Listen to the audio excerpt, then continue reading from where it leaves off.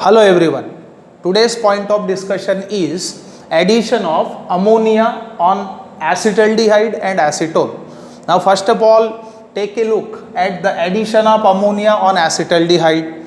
Now when acetaldehyde, which can be given as CS3CHO, is treated with ammonia in presence of ether, then simple addition takes place to form acetaldehyde ammonia, which happens to be the addition product, and that addition product is given as.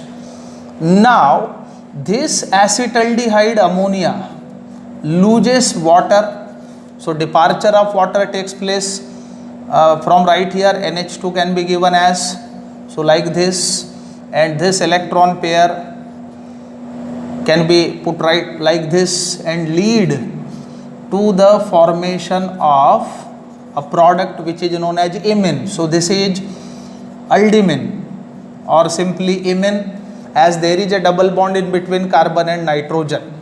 Now crucial and very important thing is this imine undergo trimerization. Imine undergo trimerization to form a cyclic trimer, and that cyclic trimer of imine can be given as.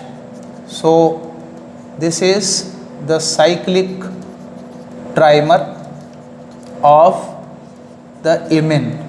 So in this way acetaldehyde react with ammonia, producing addition product what we called acetaldehyde ammonia, which subsequently lose water to form imine, and imine undergo trimerization to form cyclic trimer.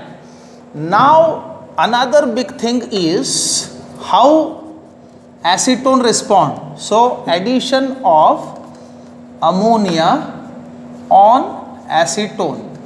So remember, first thing, acetone undergoes condensation in presence of ammonia in very first step.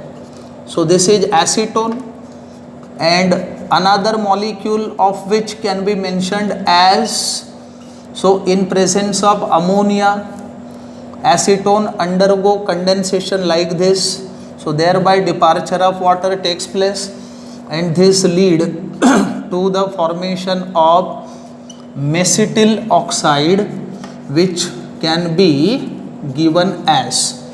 Now to this macetyl oxide addition of ammonia takes place. So ammonia can be given as, so thus addition of ammonia takes place to the double bond of carbon and carbon in this way, and that lead to the formation of an addition product that can be given as, this is diacetone amine. In this way diacetone amine is obtained when acetone is treated with ammonia. Thank you very much.